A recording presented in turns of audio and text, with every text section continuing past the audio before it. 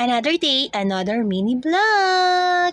Hi mga tita ko dyan! Nagbabalik na naman ang pinakamaganda yung tita, si Tati Me!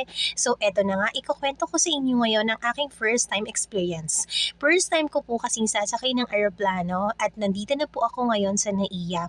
Sa mga first timer po dyan na gaya ko, alam niyo po ba na pagpasok ko po kanina sa NAIA Terminal 2, aba ang babaeng ito ay hindi alam ang kanyang gagawin. So ang ginawa ko po ay nagtanong-tanong po ako at sinundan ko po yung flow kung saan po sila pumipila.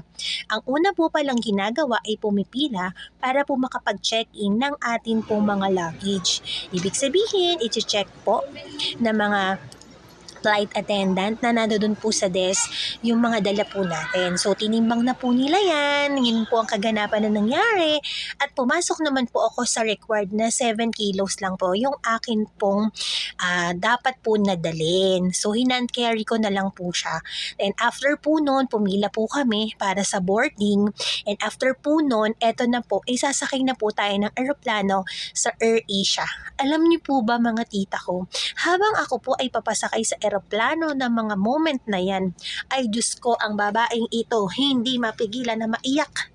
Tama po, naiiyak po ako na masaya in a way na yung bucket list ko po ay akin naman pong natupad.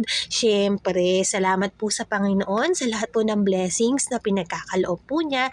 And second po, salamat po sa boss ko sa trabaho dahil binigyan niya po ako ng pagkakataon na makasama po sa team building at ma-experience po ang Masa Goes to Palawan! Yan!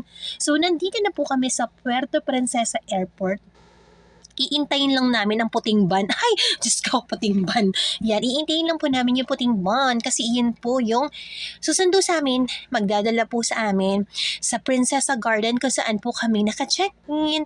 So, yun po, i-enjoy po namin today yung moment of team building. Syempre, maraming learnings, maraming natututunan. Pero ang mahalaga po doon ay talaga naman pong na-fulfill ang aking munting pangarap. So ngayon po, in my realization, no, sabi ko nga po pala, ang pangarap po pala, kapag pinagtatrabahuhan mo ito, ay nagkakaroon po talaga ng katuparan. At the same time, samahan mo pa ng pananalangin.